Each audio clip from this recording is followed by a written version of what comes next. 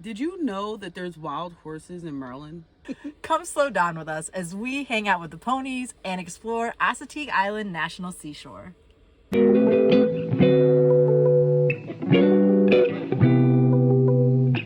We actually arrived at Assateague late the other night ahead of a really bad storm. We made it.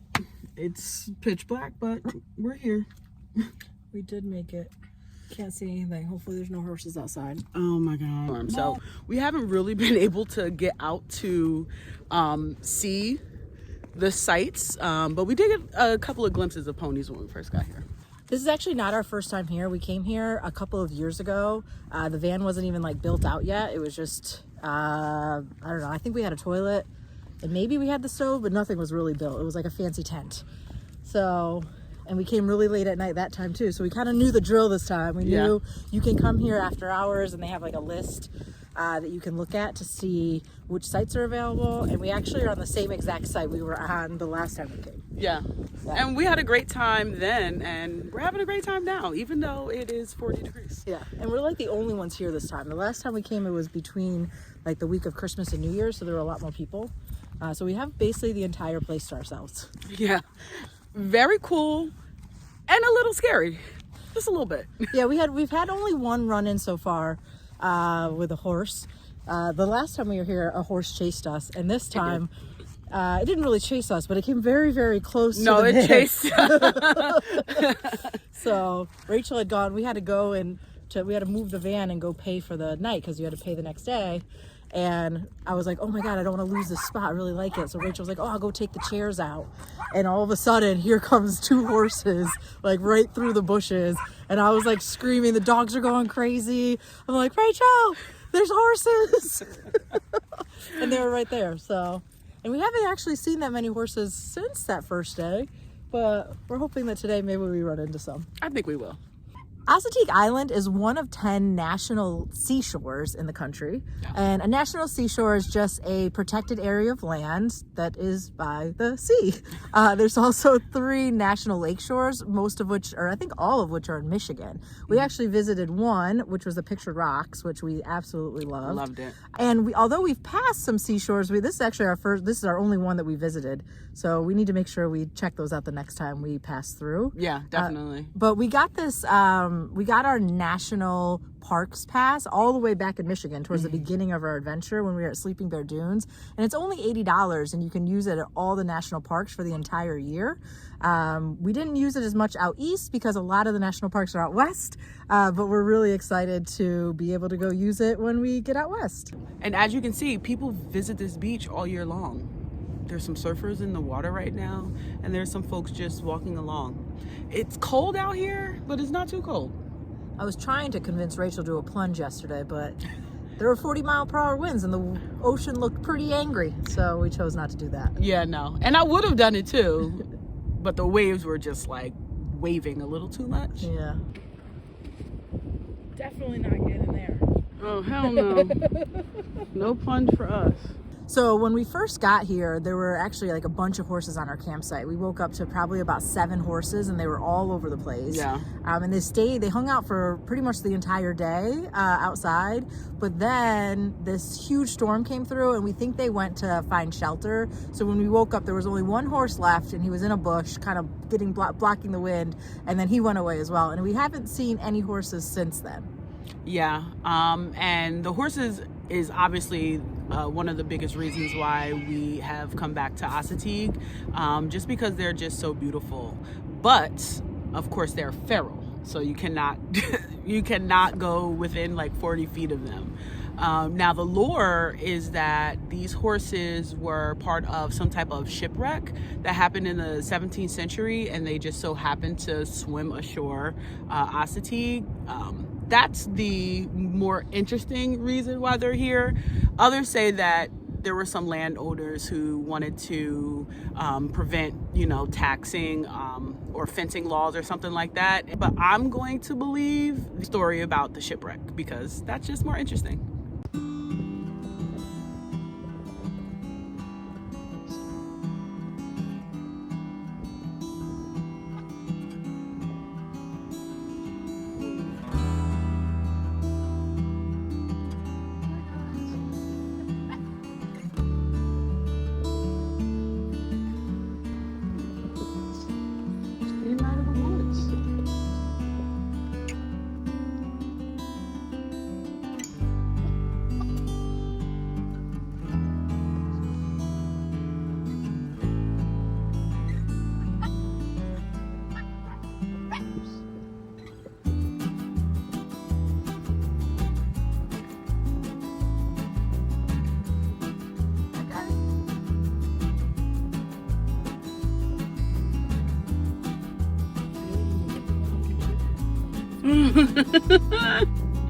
Oh, that's so cute.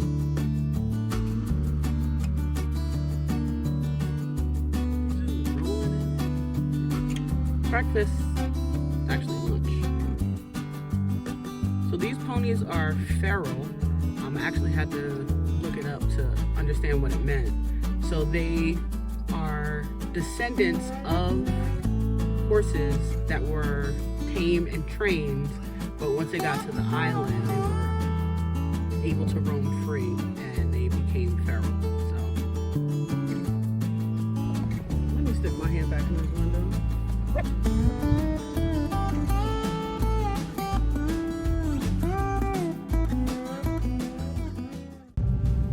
So that was pretty cool. I told you we'd see more horses. And we did, I think you said that they travel in packs. Mm-hmm. And there they were again. There was like, what, 5 that we just saw together? And there might be even some more in the woods. He really wants to see. It's really cool.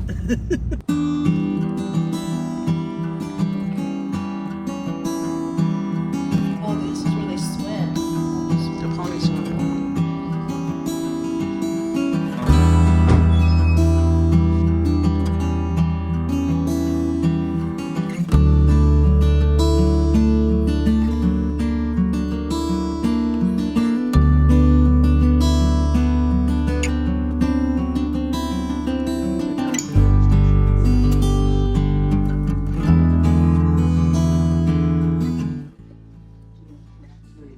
Small Asian elk. In front of you. They're deer.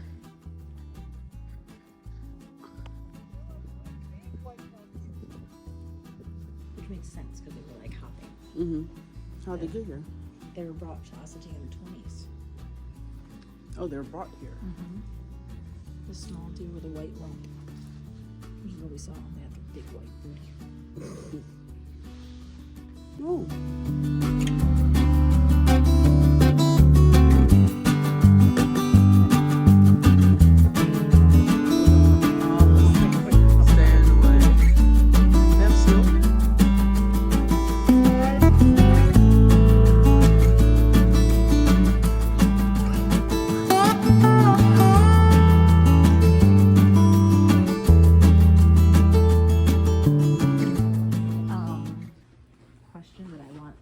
Okay.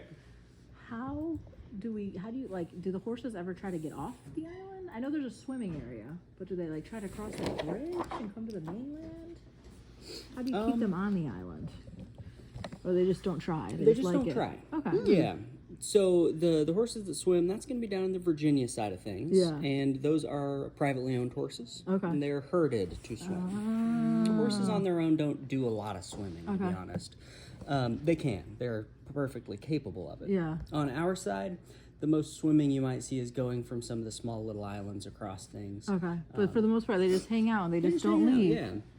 So I've had a couple of good explanations for it. Our resource management folks have told me one big reason is horse eyesight is not the same as ours. Okay. Their depth perception's kind of bad. Oh. So they look at that bridge, it's awful steep even to us. They don't really see a ramp to walk up. They just see something like a that's wall. a barrier. Okay. Yeah. Sort of like when you're driving towards it from farther away, it looks real steep. Yeah. So that's one big reason. The other thing is most of their energy is spent trying to find food. Why leave a place where there is food to go to somewhere where there isn't food? Yeah. No food on the bridge itself, and they aren't paying attention far enough to know there's more food over here. On this side. So there's just no reason for them to do it. This is our second time here, and I was always like, how do they keep the horses over there? All right, thank you. Yeah, absolutely. So it is time for dinner, and in the last video, I let you guys know that I've been working on trying to get rid of all the food that's in this freezer before we make it all the way back to New Jersey, and we've been doing an okay job. And so for tonight, we're actually going to make empanadas, and it's going to be our first time deep frying anything in the van. So I know Rachel's a little nervous. I think it's going to be okay. But I actually put the empanadas together yesterday. I had some leftover like Cuban style pork, and so I'm making like a Cuban sandwich style empanada. Empanadas are a great way to use leftovers, and you know we love to remake our leftovers and make them a little bit more interesting. So let's see how this goes.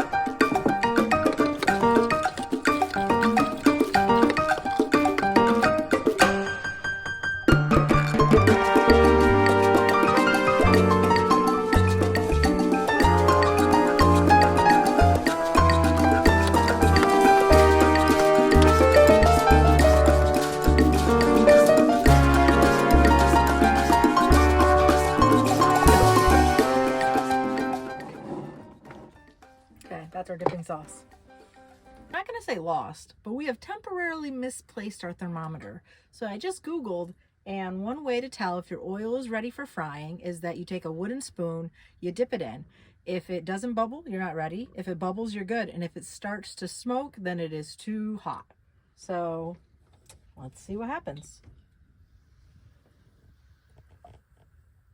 Nothing.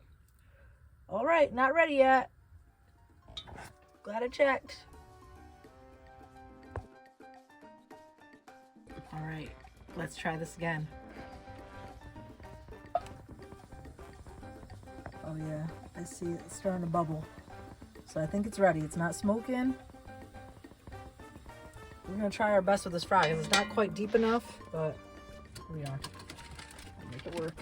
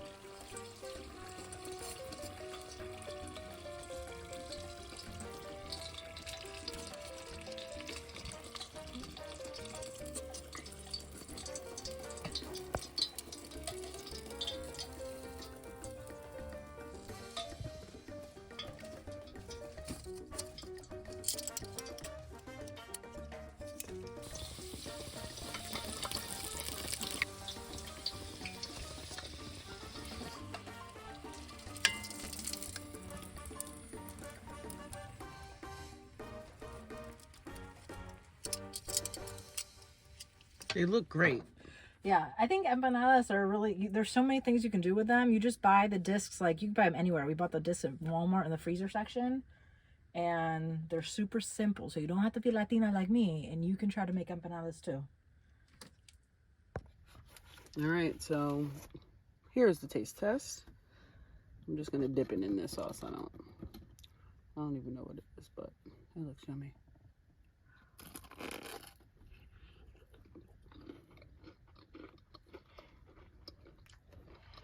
It tastes like a Cuban sandwich. Yes.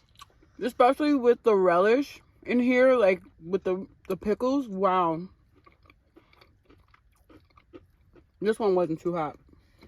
I'm double dipping, I'm sorry. The sauce is good. It's only allowed in the household. All right, let me give one more bite.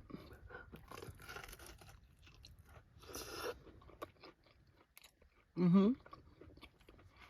And don't worry, we also have a salad. I didn't show that, but, you know, don't think we're just eating fried food over here. Oh. All right, now it's your turn. Okay. Let's see if you're just being nice. I don't know. I believe in honesty.